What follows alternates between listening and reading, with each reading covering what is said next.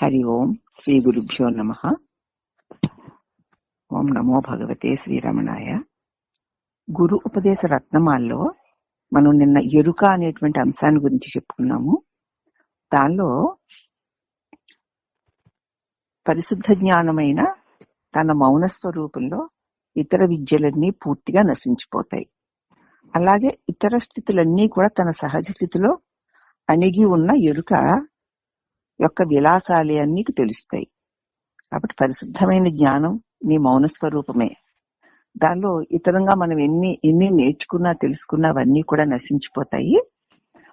అలాగే ఇతరములన్నీ కూడా తన సహజ స్థితిలో అణిగి ఉన్న ఎరుక గుర్తులు అనమాట. ఆ గుర్తులే అలాగ నాకంటే వేరుగా ఉన్నట్లు కనిపిస్తూ ఉంటాయి. ఇప్పుడు మనకి తెలిసిపోయింది అవి నాకంటే వేరుగా లేవని, నాలోనే ఉన్నవని.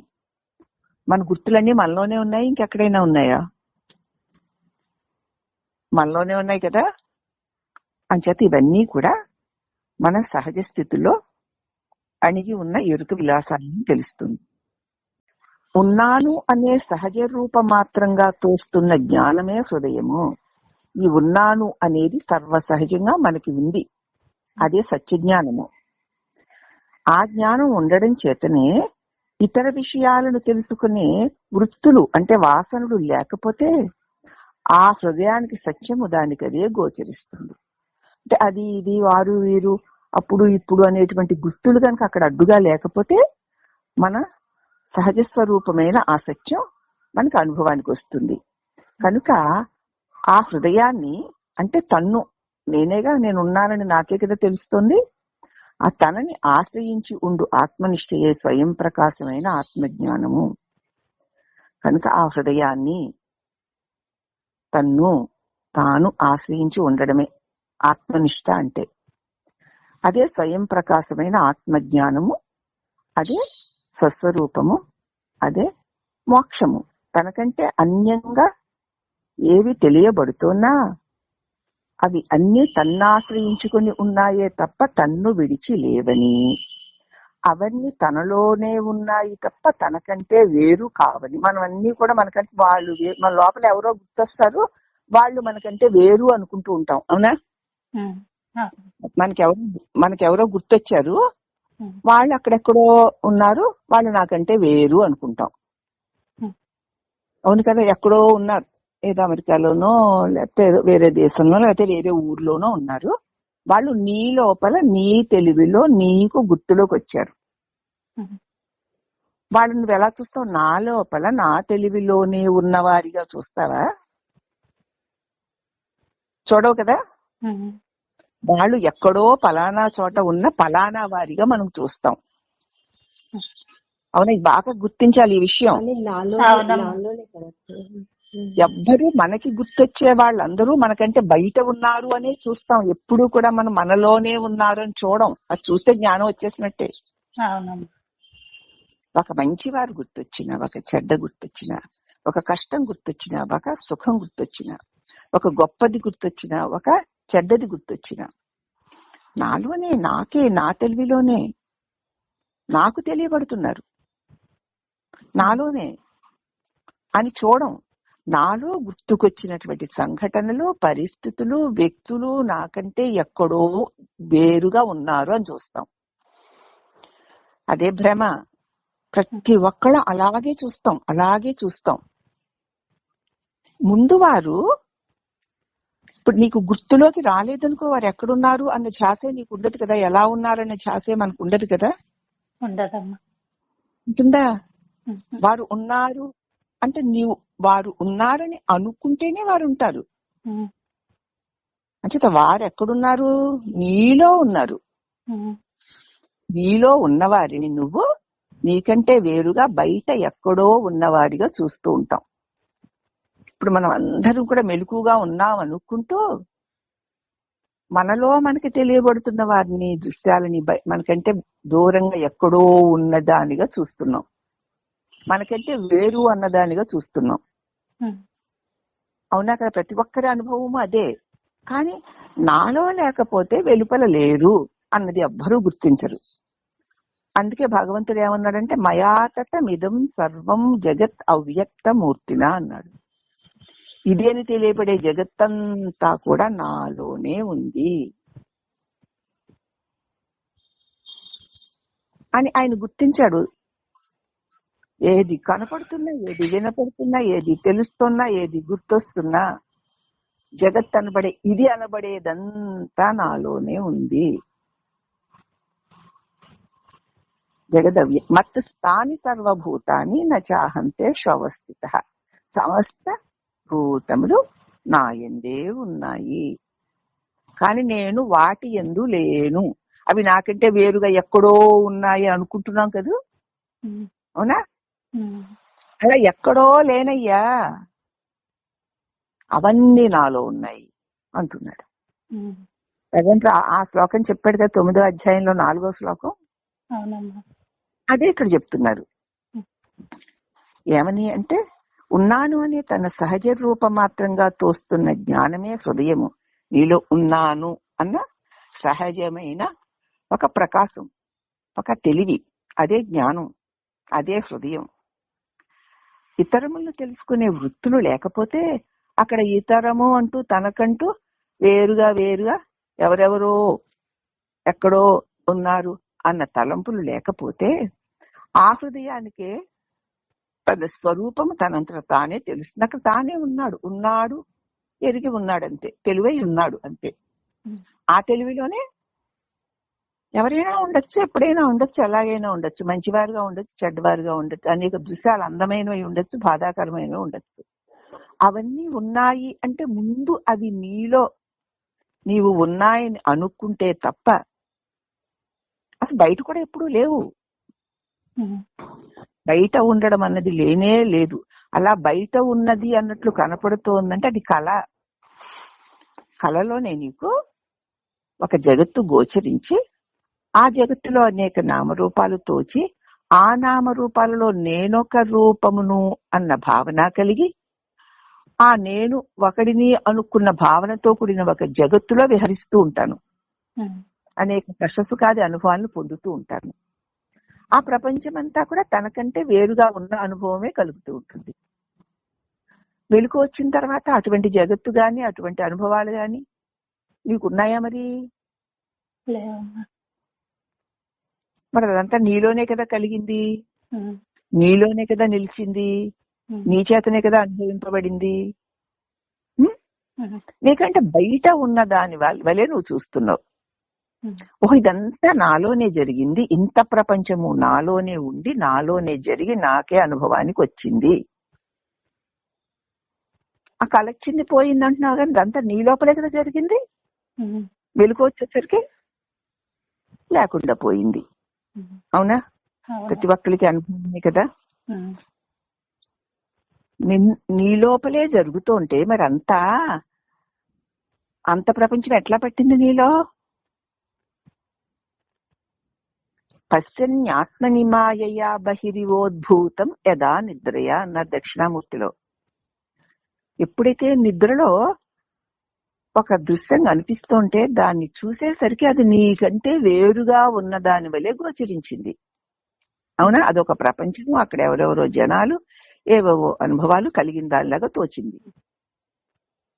యథా నిద్రయా, నిద్రలో కలవలే, పశ్యన్ చూడగా, నీలోనే నీకంటే వేరుగా లేనివన్నీ నీకంటే వేరుగా ఉన్న వాటి వలే తోచాయి. ఇప్పుడు మనం చూస్తున్నవన్నీ కూడా మనకంటే వేరుగా ఉన్నవే, అలాగే చూస్తున్నాం, అలాగే తోస్తుంది. ఈ ఇల్లు వాకిలి, ఈ చెట్టు పుట్ట, ఈ గుట్ట, ఈ మనిషి, ఈ పశువు, ఇవన్నీ కూడా ఇప్పుడు నాకంటే వేరుగా కదా నాకు కనిపిస్తున్నాయి, అవునా? ఇప్పుడు మనం అలాగే చూస్తున్నాం. దేన్ని మెలకు అంటున్నావు, దాన్ని కల అంటున్నావు. నీలోనే ఉండి, నీ వల్లనే ఉండి, నీకే తెలియబడి, నీకంటే వేరుగా ఉన్నట్లు తోచిన కళ ఎలాగో ఇది కూడా అంతే. నీలోనే ఉంది, నీ చేతనే తెలియబడుతోంది ఇదంతా కూడా, కానీ నాకంటే నువ్వు వేరుగా చూస్తున్నావు. ఎప్పుడైతే నీకు వివేకం కలిగిందో ఇదంతా నాకంటే వేరుగా తోస్తున్నదంతా నా యందే ఉంది. ఎవరెవరో వ్యక్తులో ఏదోదో దృశ్యాలు ఏవో సంఘటనలో నీ లోపలే నీకంటే వేరు కాకుండా ఉన్నాయా లేదా? ఉన్నాయమ్మా. అవే కదా గుర్తొచ్చేసరికి పలానా అప్పుడని ఆ కాలానికి, పలానా అప్పుడని ఈ కాలానికి, పలానా వారిని ఆ రూపానికి, పలానా వారి ఈ రూపానికి తగిలించి వాళ్ళు అక్కడున్నారు ఇక్కడున్నారు అప్పుడు ఇప్పుడని మాట్లాడుతున్నాం. అవునా?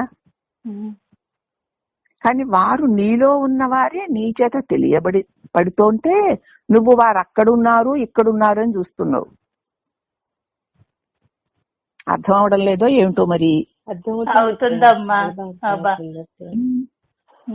మరి అక్కడ ఇక్కడ ఉన్నారా? నీలోనే ఉన్నారమ్మా.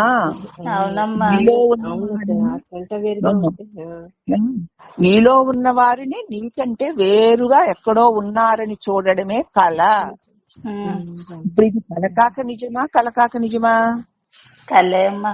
మెలకువ కూడా కలే. ఇది మెలకువ కాదమ్మా కళ. మెలకు అన్నది మనకి మన మొహానికి మెలకు ఎక్కడుంది? ఎప్పుడు కలలే కలలే కలలే, లేకపోతే నిద్ర కళ నిద్ర కళ నిద్ర. సో మెలకు ఎరుగుతుంది. అసలు మెలకు అంటూ కలిగితే అసలు ఏ దృశ్యము లేనటువంటి నీ స్వరూపమే అక్కడ ప్రకాశిస్తూ ఉంటుంది. అదే నిజమైన మెలకువ. అందుచేత ఉన్నాననే తన సహజ రూపమాత్రంగా ప్రకాశిస్తున్నదేదో అదే హృదయం. దాని అందే ఇతర విషయములు, వాటి ఫలానాన్ని తెలుసుకునేటువంటి వృత్తులు లేవనుకో, అప్పుడు అదే నిస్వరూపమైన పరమ సత్యం, అదే శాశ్వతం.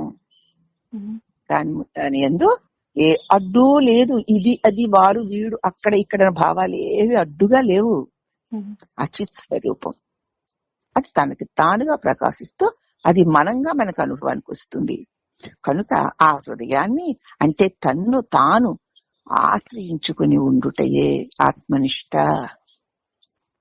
వారు వీరు అది ఇదని ఏ తలంపులు, ఏ ఎరుకలు, ఏ గుర్తులు పట్టుకుని వాటి వెంట తిరుగుతూ పట్టుకుని అవి ఎక్కడో ఉన్నాయి, అలాగల్లాగా ఆనాడు ఇలా జరిగింది ఈనాడు అలా జరిగింది అనుకుంటూ వాటి వెంట తిరుగుతూ అవి నాకంటే వేరుగా ఉన్నాయి అనుకుంటూ ఆ భ్రమను నువ్వు ఎప్పుడు వదిలి, అవి ఏవి నేనేలు ఉన్నా కూడా నన్ను విడిచి లేవు, నేనెప్పుడు ఉన్నాను. ఒకవేళ ఏవైనా తోచినా అవి తోచుతే గాని సత్యములు కావు. ఎందుకంటే నన్ను విడిచి లేవు. నా ఎరుకలో ఉంటేనే వస్తేనే ఉన్నట్టు కనపడతాయి, రాకపోతే లేవుగా. ఎప్పుడో నా 5 ఏళ్లప్పుడు ఎవరో ఒక ఫ్రెండ్, ఆ ఫ్రెండ్ నిన్న ఈ మధ్య ఫోన్ చేసిందిలే. నా 5 ఏళ్లప్పుడు ఫ్రెండ్ అది. మర్చిపోయామంటే ఇప్పుడు అది ఫోన్ చేశాక అదంతా లోపల ఎలా ఉంది, కాలిన తాడులాగా కనిపిస్తూ ఉంటుంది. కానీ దానికి ఏం బలం ఉండదు. అది ఎలాగ తెలుసుకుందో తెలీదు.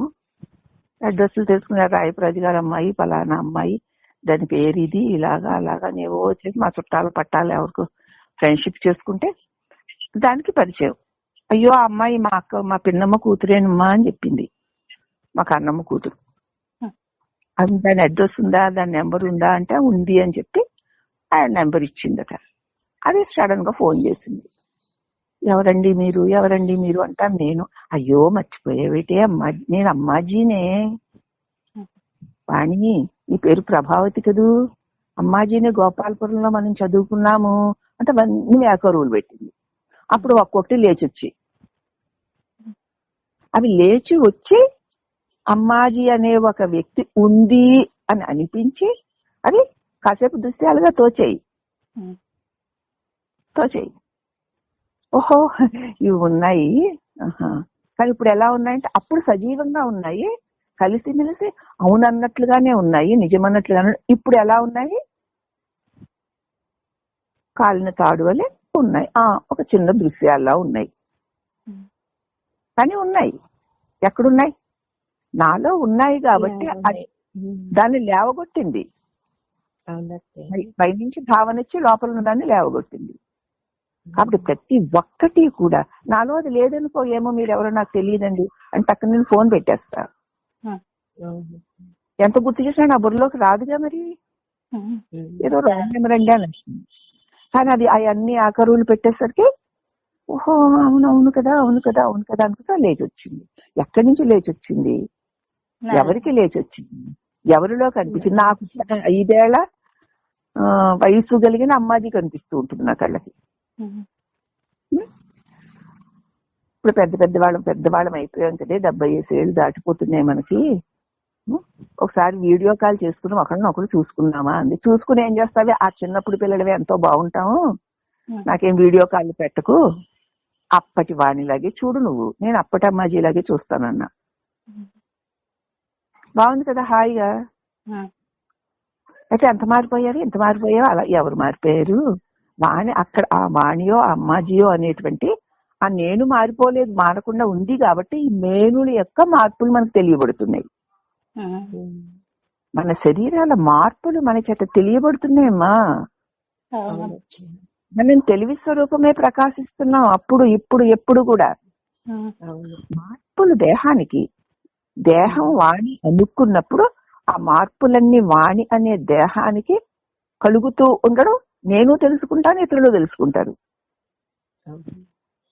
కానీ నా తెలివికేం మార్పు లేదుగా. నా తెలివికే మార్పు ఉంటే ఆనాటి ఆ సంఘటన ఇప్పుడు మారిపోవాలి. మారిపోవడం లేదుగా. మరెప్పుడు నా ప్రకాశంలో కదా, ఇది తెలియకుండా నా ప్రకాశంలో కదా. కాబట్టి అప్పుడు ఆ స్నేహము, ఆ తిరగడము, అవన్నీ తినడము, ఆ కబుర్లు చెప్పుకోవడం, అవన్నీ అప్పుడు ఎంతో సజీవంగా పచ్చిగా నిజాలు అన్నట్లుగానే ఉన్నాయి. ఇప్పుడు ఉన్నాయి గాని ఆ పచ్చిగా ఏమీ లేవు, ఏవో ఒక గుర్తులుగా మాత్రమే ఉన్నాయి. అవునా? ప్రతిదీ ఎలా ఉన్న గుర్తుగా ఉన్నా, సజీవంగా ఉన్నా, శక్తివంతంగా ఉన్నా, బలంగా ఉన్నా, ఎలా ఉన్నా నేను అనేటువంటి ఆ తెలివి ఎందే ఉన్నానన్న ఆ ఎరుకలోనే ఉండాలి, ఉన్నట్లు తెలియబడాలి. లేకపోతే ఇది అని తెలియబడే ఏ జగత్తుకి కూడా ఆధారమే లేదు. మరి ఇది జగత్తుకి ఆధారం ఎవరు? నేనే. మరి నేనన్న తెలివి లేకపోతే, ఉన్నానన్న ఎరుక నాకు లేకపోతే అవి ఇవి ఉన్నాయి అన్నటువంటి భావన ఎట్లా కలుగుతుంది? అందుచేత ఇతరములని అనేక వృత్తులు లేకపోతే ఆ హృదయాన్ని సత్యము అంటారు. కనుక ఆ హృదయాన్ని సత్యాన్ని ఉన్నాను. ఓహో అది ఇదినా, వాళ్ళు వీళ్ళునా, అప్పుడు ఇప్పుడునా, అలాగా ఇలాగానా? ఆహా, ఎక్కడ నాలోనే కదా. నా తెలివి స్వరూపంలోకి తెలియటే గ్రహించడం కూడా నాలోనే గ్రహిస్తున్నాను. ఇష్టపడ్డం నాలోనే పడుతున్నాను, అయిష్టపడ్డం నాలోనే పడుతున్నాను, కష్టపడ్డం నాలోనే పడుతున్నాను, సుఖపడ్డం నాలోనే పడుతున్నాను. నన్ను విడిచి నేను ఇంకెక్కడైనా ఉన్నానా, ఉండగలనా చెప్పండి? లేదమ్మా. ఎప్పుడూ ఉన్నది నేనే కదా. ఎలా ఉన్నా, అలా ఉన్నా, ఇలా ఉన్నా, ఇలా ఉన్నా, అలా ఉన్నా అనేటువంటి తలంపులన్నీ కూడా నాలోనే తోస్తున్నాయి. ఇంతకు ముందు కూడా ఇలా ఎన్నో కష్టాలు, ఎన్నో సుఖాలు, ఎన్నో బాధలు, ఎన్నో భోగాలు ఇంతకు ముందు కూడా ఇలాగే ఉన్నాయి నాలోనే. అవన్నీ ఇప్పుడు ఏమైపోయాయి అన్నమాట, ముసిగిపోయాయి కాలిన తాడులాగా. ఇప్పటి మాత్రం సజీవంగా ఉన్నట్లు తోస్తాయి. ఇవి ఒకప్పటికి ముసిగిపోతాయి, వేగించిన విత్తనంలాగా ఉంటాయి. అవి కట్టి పట్టి బంధించవు. ఇప్పటి కట్టి పట్టి బంధిస్తున్నట్టున్నాయే గాని అవి అంతే. నిన్ను కట్టి పట్టి బంధించగలిగేది ఏదీ లేదు. నువ్వు చిన్మయ స్వరూపంగా సదా మార్పు లేకుండా అలా ఉన్నాను. ఈ ఉన్నాను అని ఎరిగి ఉండడంలో ఇంత గొప్ప మర్మం దాగి ఉందమ్మా. అది అనుభవైక వేద్యమై ఉండడం వల్ల చెప్పగలుగుతున్నాను తప్ప లేకపోతే చెప్పడం సాధ్యం కాదు. అందుచేత అదే ఆత్మనిష్ట, అదే ప్రకాశమానమైన ఆత్మజ్ఞానము. తెలుసుకునేవన్నీ ఆ జ్ఞాన రూపమే. ఏది నీకు తెలియపడుతున్న ఆ జ్ఞానం అందే అదే అలా అనేకంగా తోస్తుంది. విడిచి ఉందా ఏమిటి? వస్త్రం మీద గీయబడిన చిత్రము వస్త్రమును విడిచి ఉందా? నా తెలివి అనేటువంటి ఆ పరద ఆ వస్త్రం మీద ఎన్ని నామ రూపాలు ఎలా కలిగి తెలియబడుతున్నా అవి నన్ను విడిచిలేవు కదా. అవి నాయందే కదా ఉన్నాయి. నీలో లేదని నువ్వు ఎలా గుర్తుపట్టుకుంటావమ్మా?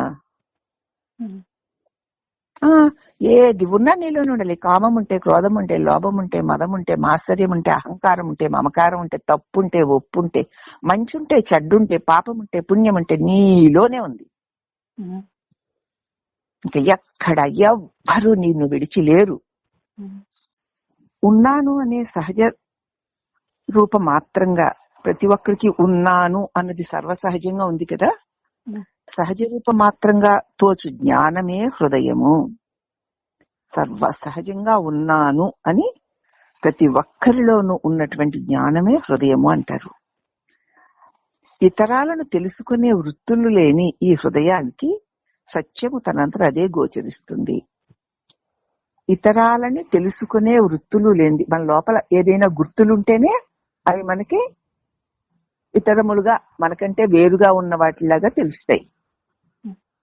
మనలో ఉన్న గుర్తులే కదా మనకి ఎదుటిన్న వ్యక్తులుగా మనకు తెలుస్తున్నారు. ఉమ్. అర్థమైందా?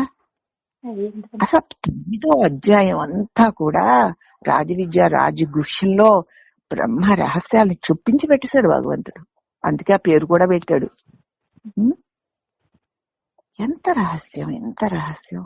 ఇంతకంటే మహారహస్యం ఉందా? వాళ్ళ మీద వీళ్ళ మీద దొంగ దొంగ గుసగుసలు ఆడుకుని రహస్యాలు చెప్పుకుంటారు. అవి రహస్యాల? అది జన్మకారకాలు. కానీ అసలు రహస్యం, అసలు మర్మం ఇది అని తెలియబడేదంతా నిన్ను విడిచి లేదు. నీవు లేకపోతే లేదు. ఎవ్వరూ నీకు అన్యంగా లేరు. ఉన్నా వారు స్వయం ఉనికి గలవారు కాదు గనక వారు ఎటువంటి వారు? నీడ వంటి వారే. నువ్వు గుర్తు తెచ్చుకుని అవును అని ప్రాణం పోస్తే ఉన్నట్టు తైతక్కలాడతారంతే. నువ్వు అవును అని ప్రాణం పోయాలి. అది నేను అమ్మాజీనే అని అన్నప్పుడు ఓ నువ్వా అమ్మాజీ అని నేను పోసాను దానికి ప్రాణం. అప్పుడు కథలు చెప్పడం మొదలెట్టింది. నో అండి అమ్మాజీ అంటే ఎవరో నాకు తెలియదు, రాంగ్ నెంబర్ అని నేను పెట్టేస్తే లేదుగా. కాబట్టి ఎవరు మన గతాలలో ఉన్నా వారికి అవును అని నువ్వు జీవం పోస్తేనే వాడు సజీవంగా కాసేపు ఉన్నట్టు కనిపిస్తారంతే. మరి వారికి జీవము జీవము నువ్వు పోసుకుని నీలోనే ఉన్న వారికి నువ్వే పోసుకుని వాటితో కాసేపు విహరించి మళ్ళీ వదిలేస్తావు. ఏముంటావు వాళ్ళని పట్టుకుని? మళ్ళీ నువ్వుగానే ఉంటున్నావు. ఎప్పుడు ఏ గతాలు నువ్వు పట్టుకు తిరిగినా కాసేపు వాటికి ప్రాణాన్ని ఇచ్చి నువ్వు వాటితో కాసేపు ఏడుపో నవ్వో కాసేపు తైతక్కలాడి మళ్ళీ అవన్నా నిన్ను వదిలేస్తే నువ్వైనా దాన్ని వదిలేస్తావు, మళ్ళీ ఇంకో దాన్ని పట్టుకుంటావు. అవి కూడా నీలోనే ఉన్నాయి. ఇదంతా నీలోనే జరుగుతుంది. నాకేమో బయట అక్కడ జరుగుతుంది అన్నట్టు కనపడుతుంది. చెప్పండి. విశ్వం దర్పణ దృశ్యమాన నగరీ తుల్యం అంటే ఏమిటనుకుంటారు? దక్షిణామూర్తి అంటే మామూలు మాటల ఎప్పుడో చెప్పేసారి మేము వినేసాం, మాకు అర్థమైపోయింది అంటే ఏమిటి అర్థమైంది? అనుభవంలో రెండు అర్థాలు ఎందుకు? విశ్వం కదా, ఈ ప్రపంచం దృశ్యమాన నగరీ తుల్యం, నిజాంతర్గతంలో కనిపిస్తున్నటువంటి పెద్ద అరుణాచలం కొండ చిన్న ఫోటోలో ఇమిడినట్లు, అవునా?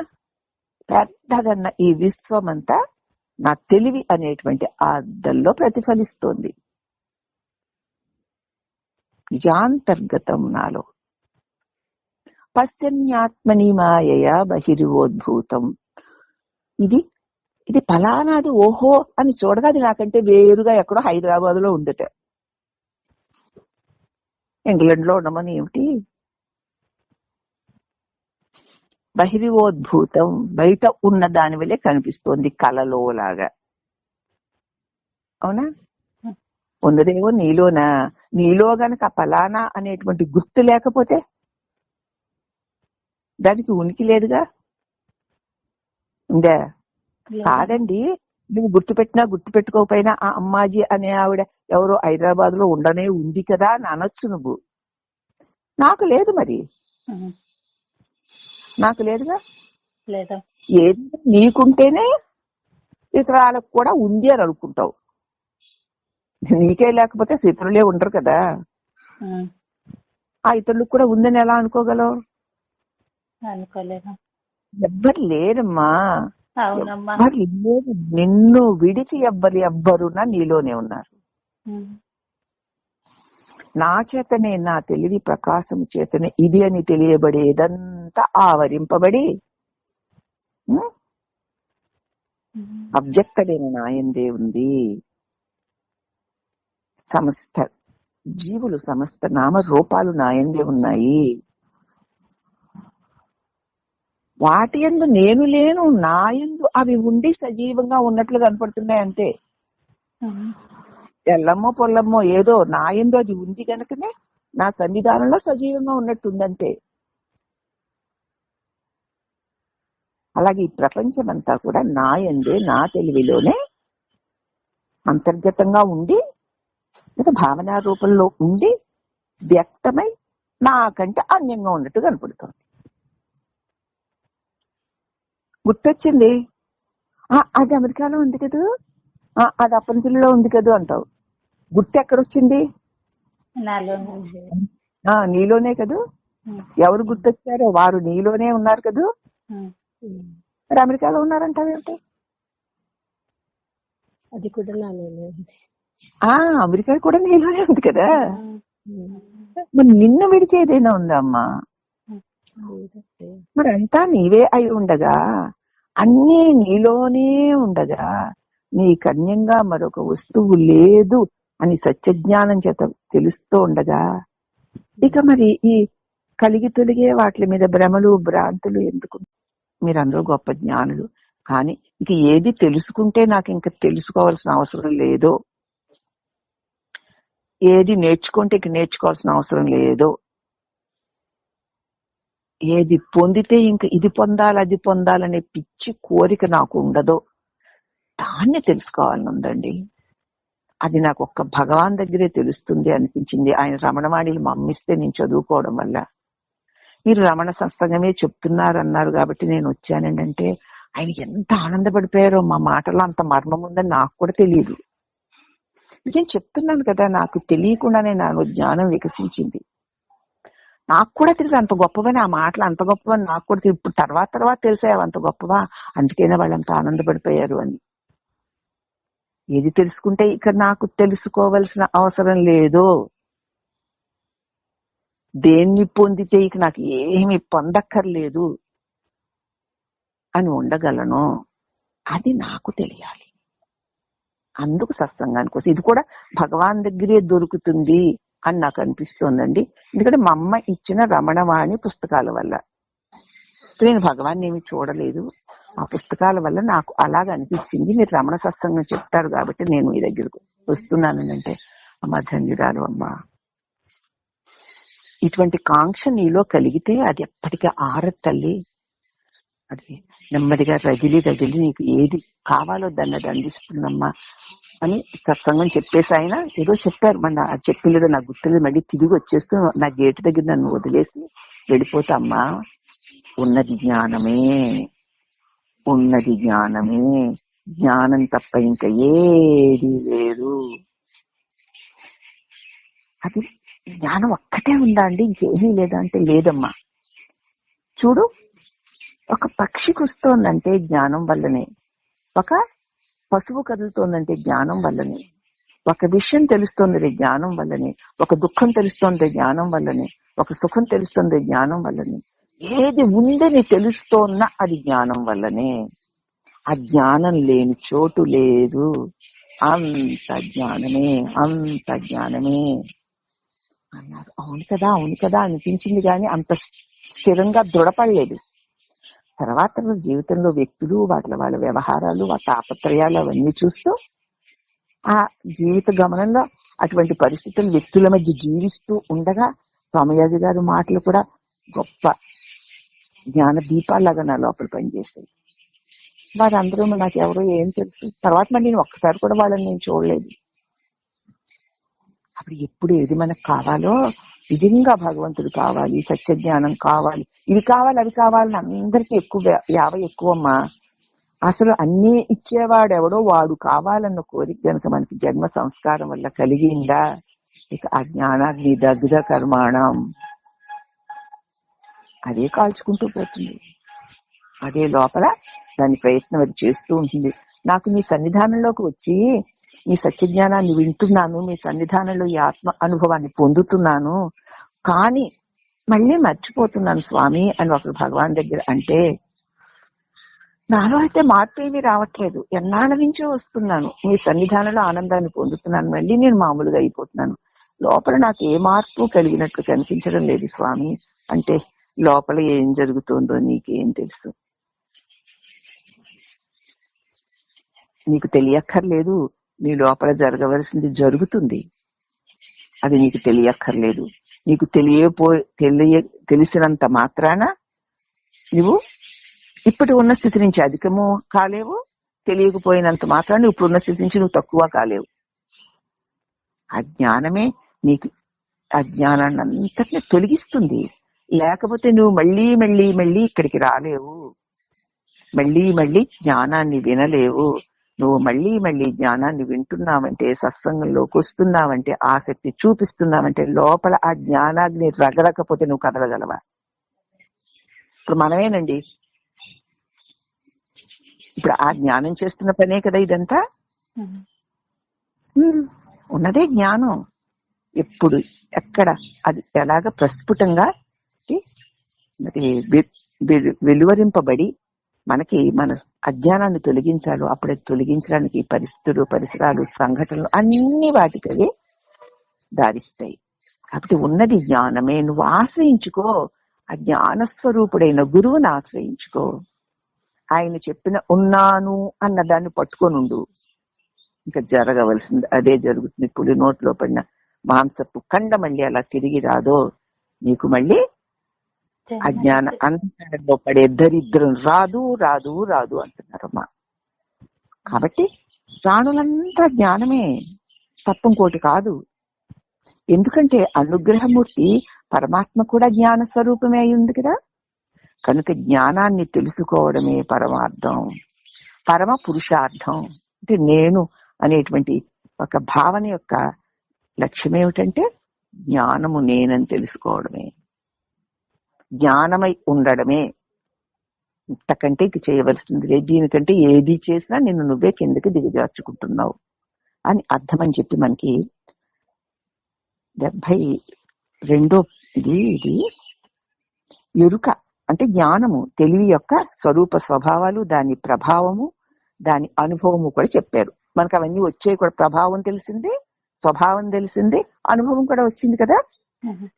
చదవాలంటే ఒక అంశాన్ని విన్నామంటే దాని ప్రయోజనం మనకి రావాలి. ఇక 72 నిర్వాణము.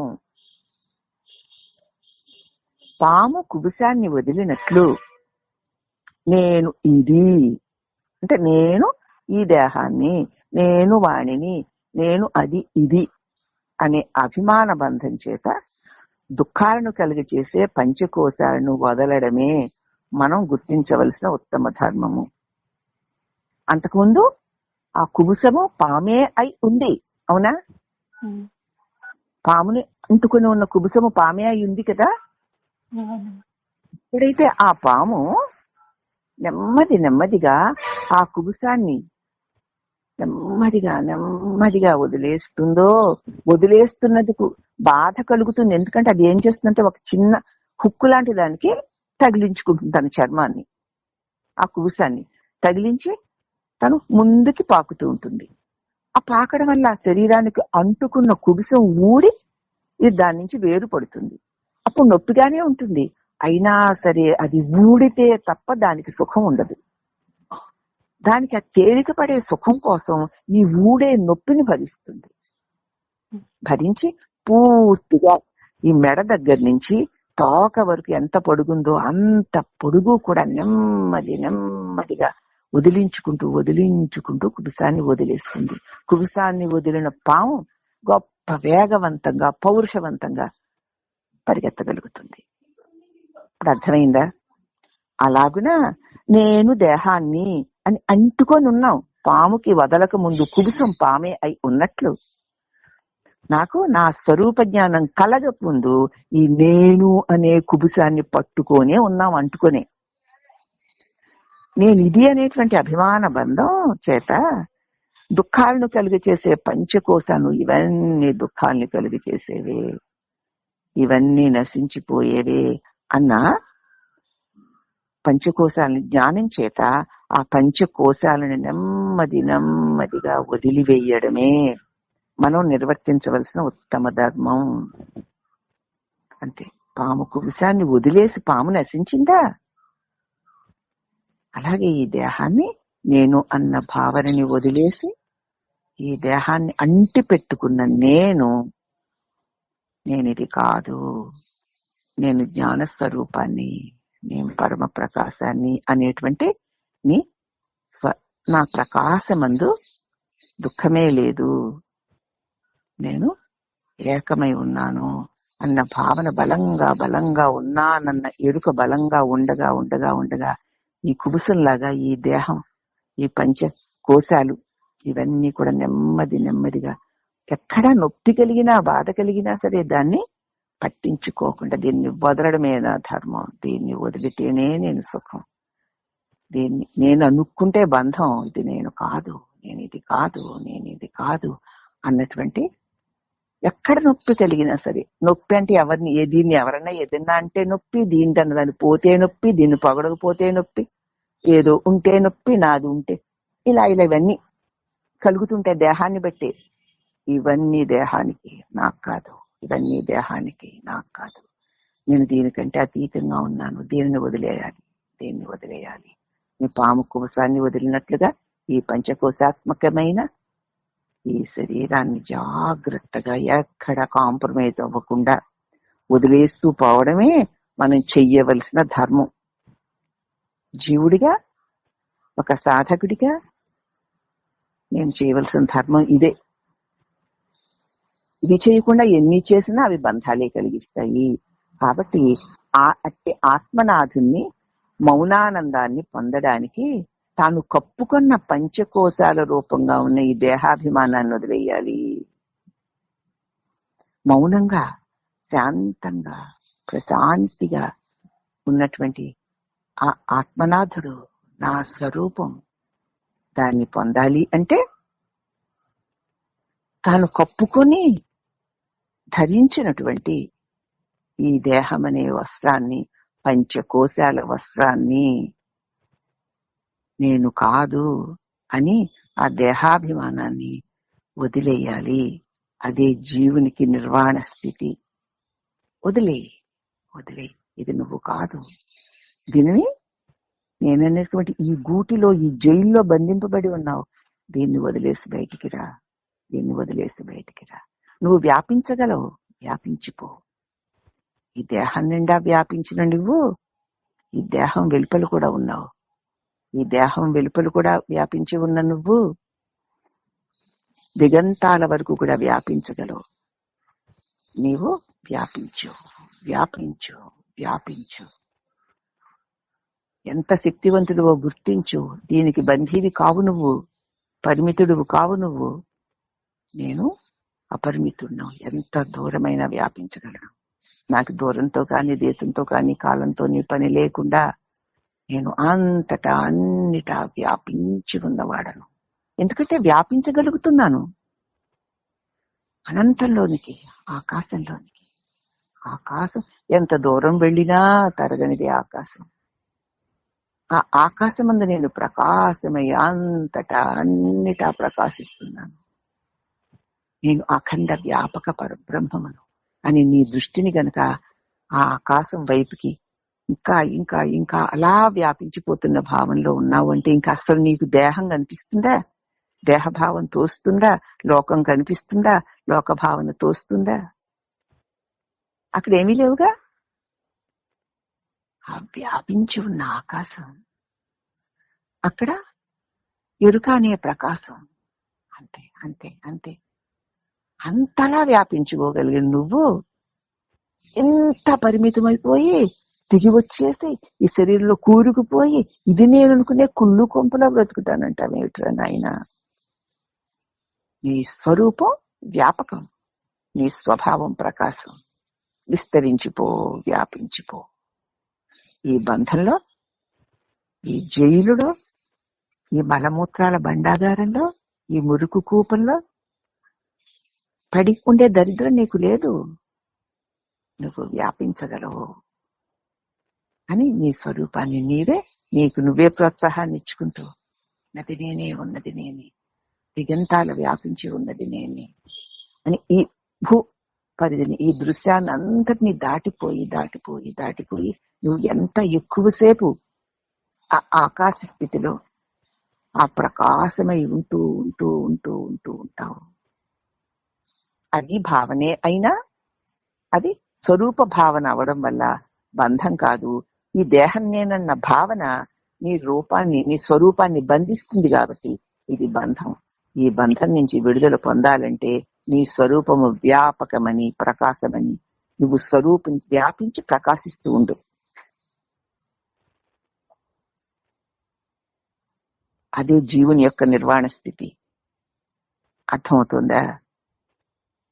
ఇంత తేలికగా మనం అసలు ఈ దృశ్యాలన్నిటినీ దాటి వెళ్ళిపోగలుగుతుంటాయి. సమస్త నామరూపాల్ని విడిచి అనంత ఆకాశంలో ఆ ప్రకాశమై వ్యాపించి వ్యాపించి అంతులేనిదది. అక్కడ చూసినా ఆకాశము ప్రకాశమే, ఆకాశము ప్రకాశమే అయిపోతూ ఉండగా ఎందుకమ్మా ఈ కుళ్ళు కొంపలో పడి చేస్తానంటావు, మళ్ళీ దీనిలోకి వస్తానంటావు? గుర్తెరిగి చూడు, గురుబోధతో లేచి గుర్తెరిగి చూడు. ఇది కలకాక నిజమా, ఇది కలకాక నిజమా అంటున్నారు. ఇదే నిర్వాణ స్థితి. నిన్న స్వానుభవంలో సదా అనుభవిస్తున్నటువంటి అనుభవంలోంచి చెప్తున్న మాటలు ఇవి. సరే, వాణిని చూస్తే చూడండి, కానీ వాణిగా ఉన్ననో తెలియబడుతున్ననో నేను అనంతముగా వ్యాపించి ఉన్నాను. అది నా స్వరూప స్వభావాలు. అందరి స్వరూప స్వభావాలు కూడా అవే. తెలియక దీనిలో కుంచుకుపోయి ఉన్నాం కుళ్ళు కొంపలో. దీన్నే నిర్వాణము అంటారు. తర్వాత ఆత్మ సాక్షాత్కారం. జాగ్రత్త స్వప్నాలలో కనబడే ఈ దృశ్యమంతా అణిగిపోయి, ఇప్పుడు అదేగా, ఇప్పుడు ఈ జాగ్రత్త అవసరం అణిగిపోయింది దృశ్యమంతా. శరీరం లేకుండా ఉండు నిద్రలో శూన్యస్థితిని మనం ఉండడము మన అందరికీ అనుభవమే కదా. ఇందాక ఒక అనంత శూన్య మధ్యంలో ఏం లేవు, కానీ నేను లేను అనలేని ఒక అనుభవం ఉంది కదమ్మా. అదే అనుభవం నిద్రలో కూడా ఉంది, కానీ అక్కడ ఎరిగి ఉండలేము, ఇప్పుడు ఎరిగి ఉంటున్నాం. అవునా? కాబట్టి మనమందరం ఉన్నాం. అయితే కనుక పంచకోశ రూప అహంకారం నశించి అణిగి ఉండడమే ఆత్మ సాక్షాత్కారము. ఇంకేది ఎప్పుడప్పుడు దాటి వెళ్ళిపోయాం, అధిగమించిపోయి ఉన్నాం. మనం కాదు, ఒక్కరే అఖండ ప్రకాశమే. కాబట్టి అహంకారాన్ని శాశ్వతంగా పాగొట్టుకోవడమే మన ఆత్మస్వరూపాన్ని మనం పొందడం.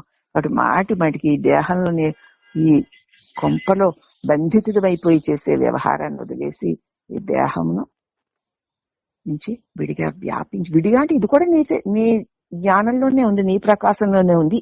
ఇంతవరకు మాత్రమే బంధితుడు కాకుండా నీ స్వరూపాన్ని వ్యాపింప చేసుకో. నీ స్వరూపము ఆకాశము, నీ స్వభావము ప్రకాశము. నువ్వు ఆకాశము ప్రకాశము కాకపోతే నేను చెబుతుంటే మన జ్ఞానం ఎలాగ విస్తరించి వ్యాపించి ఉన్న ఆకాశాన్ని కూడా దాటివేయగలిగింది. మీ అందరికి ఇప్పుడు దాటివేశారు కదా, దాన్ని అనుభవించారా లేదా? మరి అది కాకపోతే ఎట్లా చేయగలం అంటున్నాను. నీకు చేత కాకపోతే ఎట్లా చేయదు? చేతవును నీకు, అది నువ్వే, కానీ మరిచిపోయి దీన్ని పట్టుకుని వేలాడుతున్నా. ఎందుకే దరిద్రం? అందుచేత అహంకారం నశించి ఆత్మ సాక్షాత్కారం. అహంకారం నశిస్తే అదే ఆత్మ సాక్షాత్కారం.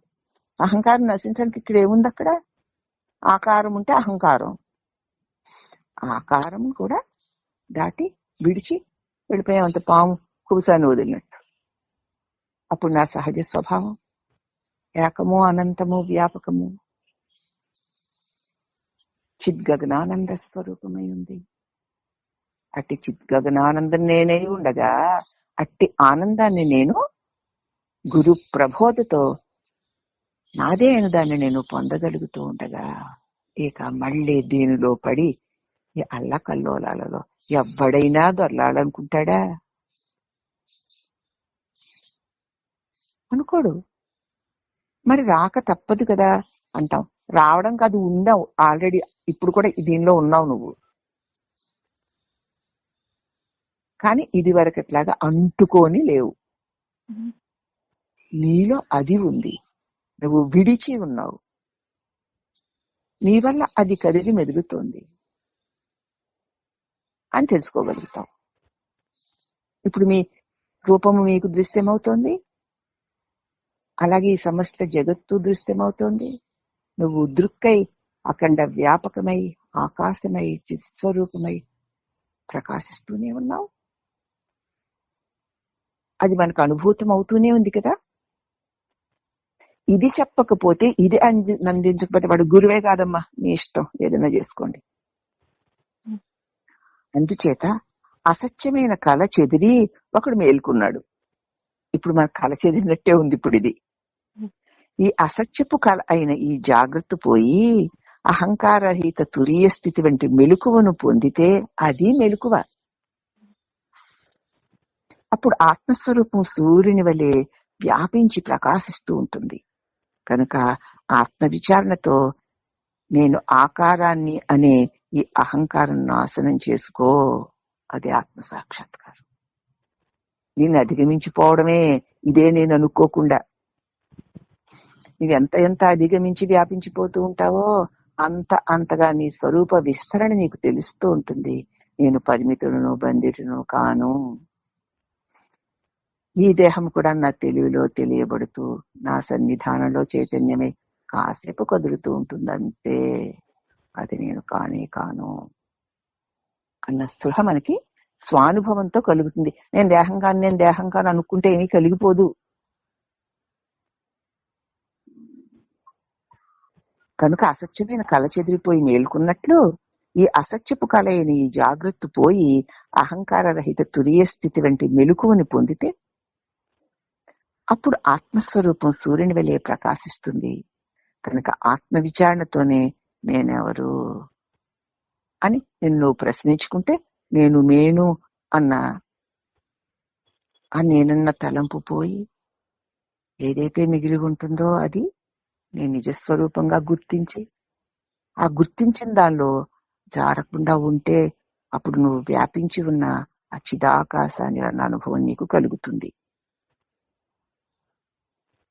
అసత్యమైన శరీరంలో జీవించినప్పటికీ అటు సాక్షాత్కారం కలిగాక అసత్యమైన ఈ శరీరంలో జీవించినప్పటికీ జ్ఞానంతో అహంకారం మమకారాలు రెండూ నశిస్తే నువ్వు బ్రహ్మంగా ఉంటావు.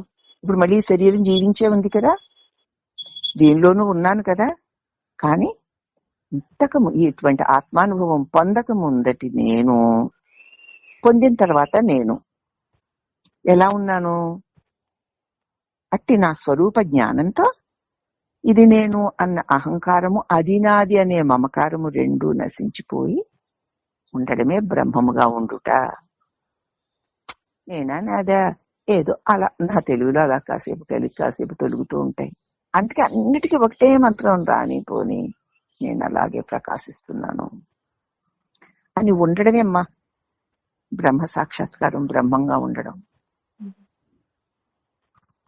నువ్వు బ్రహ్మాన్ని బ్రహ్మంగా ఉన్నావు అంతే. ఇవి రానిపోని అహంకారం లేదు, మమకారం లేదు, ఏదో వచ్చిందా సరేలే, వెళ్ళిందా సరేలే, అవంతే అలా ఉంటాయి. నేనా ఉన్నాను. ఇదే అహం బ్రహ్మాస్మిగా ఉండడం అంటే. మరి ఇప్పుడు మనం అహం బ్రహ్మాస్మిగానే ఉన్నాం కదూ. ఉండకపోతే ఈ దోదలన్నీ అనవసరం, పెంట కుప్పమే పడేయండి. అంచేతమ్మా కొన్ని కోట్ల జన్మల పుణ్యం అంటే ఇది కోట్లు సంపాదించుకోవడం, అది 2 కోట్లు 3 కోట్లు పెట్టి కార్లు కొనుక్కోవడం, 8 కోట్లు పెట్టి ఇల్లు కట్టుకోవడం, ఇవన్నీ కాదమ్మా. అవన్నీ నీకు తూట్లే అవన్నీ నీకు నీ అహంకారపు మేటలే అవన్నీ. ఇది ఎందుకో చెప్పట్లేదు, నీ స్వరూపాన్ని తెలుసుకోకపోతే అన్ని బంధాలే బంధాలే మోహాలే మరుజన్మకి మూటలైపోతాయి. అన్ని ఉంటే ఉండనే పోతే పోని, ఉన్నాయని పొంగు లేదు, లేదని కొంగు లేదు. అవి వచ్చిపోతుంటే ఉన్నానని ఉండడమే బ్రహ్మమై ఉండడం. కాబట్టి సద్వస్తువు అంటే ఎప్పుడూ ఉండేది అదే నేను అనే అహంకారానికి మూలస్థానం అని గుర్తించు. ఏదైతే ఉన్నాను అని ఉన్నదో దానిలో నుంచే నేను దేహాన్ని అన్న భావన కలుగుతోంది. ఒకవేళ నేను దేహాన్ని అన్న భావన కలగడానికి కూడా సద్వస్తువైన నువ్వే ఆధారం. నీలోనే కలుగుతుందమ్మాయి, నీలోనే కాసేపు కలుగుతుందమ్మాయి. మళ్ళీ నీలోనే అదే అయిపోతుంది కదా, ఇంకెందుకు ఏడుపో, ఎవరో కలిగిస్తే పోని అనుకోవచ్చు. నీలోనే కలుగుతుంది, నీలోనే ములుగుతోంది. కాబట్టి ఇది అందరికీ తెలియదు, అతి సూక్ష్మ బుద్ధి గల వారికే తెలుస్తుంది. నేనన్నది కలగడము, మేనితో కలవడం, కాసేపు తైతక్కలాడడం, మళ్ళీ అది నాలోనే కలిసిపోవడం. నాలోనే లేచింది, నాలోనే కదిలింది, నాలోనే కలిసింది, నన్ను విడిచేది లేదు. ఉన్నది నేనే అని తెలియాలంటే శుద్ధమైన సూక్ష్మ బుద్ధికే తెలుస్తుంది. అదే తన స్వరూపాన్ని నిలబెట్టుకుని ఉంచుకోగలుగుతుంది. అయితే స్థూల నామ రూపాన్ని తెలుసుకుంటున్నా లావైన రాకెలి వంటి మందబుద్ధి ఉందే, ఎంతసేపు వాళ్ళు వీళ్ళు అది ఇది బాగుంది, అది బాగోలేదు, ఇది అందంగా ఉంది, ఇది అనాకారంగా ఉంది, ఇది మంచిది, ఇది చెడ్డదంటూ ఆ మందబుద్ధి ఎలా ఉందట, ఒక రాకల్లాగా బండలాగా ఉందిట. అటువంటి మందబుద్ధి గల వారికి ఆత్మని తెలుసుకోవడం అన్నది అసాధ్యం. ఆ రోకల బండ అంతసేపు దేహాన్ని, లోకాన్ని, ఇళ్లని, వాకిళ్ళని, ఆస్తుల్ని, పాస్తుల్ని పట్టుకుని తిరుగుతూ ఉంటుంది. దానికి అసలు గడ్డకట్టుకుపోయింది. దానికి ఆ సూక్ష్మాతి సూక్ష్మమైన సర్వవ్యాపకమైన అఖండ ప్రకాశమైన ఆత్మస్వరూపాన్ని తెలుసుకోవడం కల్లా వివరణిస్తున్నారు ఇక్కడ. శ్రీ రమణ మహర్షుల గ్రంథం విచార సంగ్రహంలోని 8వ అధ్యాయంలో ఏమని చెప్పారంటే, స్థూలమైన గడ్డపారతో సన్నని పట్టు వస్త్రాన్ని కుట్టగలమా? పెద్ద గడ్డపార తీసుకుని గాలి చేత అతి చంచలమైన దీపంతో అతి సూక్ష్మమైన వస్తువుల్ని, వాటి లక్షణాన్ని చూడగలమా? చంచలం అలా గాలితో నీళ్ళు అల్లలాడిపోతుంది దీపం. దాని సన్నిధానంలో వస్తువులు కూడా అల్లలాడినట్టే కనపడతాయి తప్ప స్థిరంగా కనపడతాయా? కనపడవు. రజస్తమో గుణ వశమైన మనస్సుతో రజోగుణం తమగుణేనో నాది, నా వల్ల నేను ఇంత బాగున్నా అంత బాగున్నా, నాకు అది ఉంది, నాకు ఇది ఉంది, వీళ్ళకు ఇలాంటి భావాలతో ఉన్నటువంటి మనస్సుతో వస్తువు యొక్క అనుభవం సాధ్యం కాదు. సద్వస్తు అస్సలు అనుభవానికి రాదు వారికి. రజోగుణ తమో గుణాలు కమ్ముకున్న వారికి ఎప్పటికీ కూడా సత్య జ్ఞానం, ఆ సూక్ష్మాతి సూక్ష్మమైన నీ స్వరూపం అందనే అందదు అని ఉపదేశించినటువంటి విషయాన్ని మనం ఇక్కడ గ్రహించాలి. కాబట్టి స్థూలమైన బుద్ధికి రజోతమ చంచలమైన బుద్ధికి, చంచలమైన బుద్ధి అంటే రజోగుణంతో అహంకరిస్తూ వ్యవహరిస్తున్నవాడు. స్థూలమైన బుద్ధి దేహాన్ని పట్టుకుని దీని సంరక్షణ కోసం, దీన్ని పెంచుకోవడం కోసం, దీన్ని పోషించుకోవడం కోసం, దీన్ని అలంకరించుకోసం ప్రయత్నం చేసేవాడు. తమోగుణ రజోగుణ సంభూతుడై దానితో పట్టి దొర్లుతున్న వాడికి సూక్ష్మాతి సూక్ష్మమైన సర్వాధారమైన ఆ సద్వస్తు అందనే అందదు అని అర్థం. అసలు దాని గురించి ఆలోచించగలరా? చెప్పినా వాడికి అర్థం అవుతుందా? వాళ్ళు వింటారా? ఒకవేళ కొంచెం బాగుండి విన్నా వాళ్ళ బుద్ధికి తోచినట్టు దాన్ని అన్వయించేసుకుని మళ్ళీ దేహానికి, వాళ్ళ అహంకార మమకారాలకి అంటగట్టి చూస్తారే తప్ప ఆ సద్వస్తుని చూడగలరా? చూడలేరు. కాబట్టి రజోతమో గుణాల బలం ఉన్నంతసేపు కూడా ఇవి సద్వస్తు అర్థం కాదు. సత్వగుణము ప్రబలి ఉన్నప్పుడు సద్వస్తుని తెలుసుకోగలం, కానీ పొందలేం. సద్వస్తువుని చూపిస్తుంది సత్వగుణం, కానీ సద్వస్తువుని అందింప చెయ్యలేదు. ఎప్పుడైతే ఆ సత్వగుణం దేన్ని చూపించిందో దాన్ని పట్టుకుని ఆ గుణాన్ని కూడా నువ్వు వదిలేయాలి. మరి సత్వగుణాన్ని పట్టుకున్నాం అనుకో, అది ఏం చేస్తుందంటే పుణ్యకార్యాలు, మంచి కార్యాలు, పూజలు, పుణ్యాలు, ధర్మాలు, దానాలు, యజ్ఞాలు, యాగాలు చేస్తూ నేను ఇంత భక్తుడను, ఇంత చక్కగా ఉన్నాను, ఇంత బాగున్నాను అన్న ఒక రకమైన మోహాన్ని కలిగిస్తుంది. మోహాన్ని కలిగించేస్తుంది. మళ్ళీ ఈ మంచి పని చేయాలి, ఆ మంచి పని, ఆ దానం చేయాలి, ఈ దానం చేయాలి, ఈ యజ్ఞం చేయాలి, ఈ జపం చేయాలి, ఇంత బాగా చేస్తున్నా, అంత బాగా చేస్తున్నా, ఆహా ఎంత బాగున్నానో అనిపిస్తూ ఉంటుంది. అగో సత్వగుణం దగ్గర కూడా ఆ మోహం ఉంటుంది. అందుకే సత్వగుణం సద్వస్తువుని చూపిస్తుంది. కానీ సత్వగుణం వల్ల సద్వస్తువుని చూసిన తర్వాత ఇక సత్వగుణాన్ని కూడా వదిలేయి. అందుకే గుణాతీతుడు అవ్వాలయ్యా అర్జున అన్నాడు భగవంతుడు. సత్వగుణం కూడా బంధిస్తుంది. అయితే రజోతమో గుణాలు దేహంతో లోక విషయాలతో బంధిస్తాయి. సత్వగుణము దేహాన్ని, లోక విషయాన్ని తెలియచేస్తూనే సద్వస్తువును కూడా తెలియచేయగలుగుతుంది. సత్వగుణాన్ని అందుకు ఆశ్రయించాలి, అందుకు పుణ్యకార్యాలు చేయాలి, అందుకు పాపకార్యాలను వదిలిపెట్టాలి.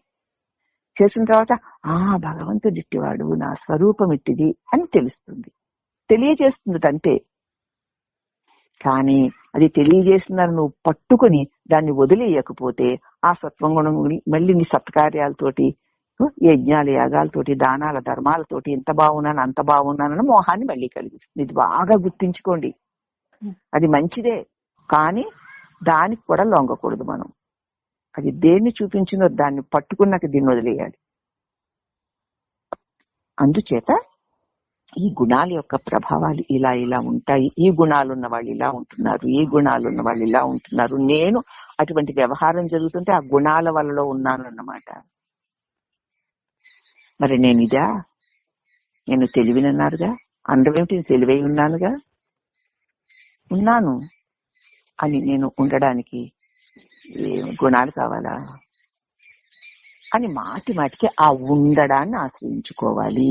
ఇదే ఆత్మ సాక్షాత్కారము అని మనకి భగవాన్ విచార సంగ్రహంలో కూడా దానికి ఏది ఎలా అడ్డొస్తుందో, గడ్డపారతో పట్టు వస్త్రాన్ని కుట్టలేనట్లు గాలికి అల్లల్లాడే దీప సన్నిధానంలో ఒక వస్తువుని సరిగ్గా గుర్తించలేనట్లు రజోతమో గుణాలకు వశమైనటువంటి వారు సద్వస్తువుని గుర్తించలేరు అని చెప్తున్నారమ్మా. టైం అంతా 5:30 అయిపోయిందా? అవుతుందమ్మా. చేత మరి రేపు చెప్పుకుందామా మరి.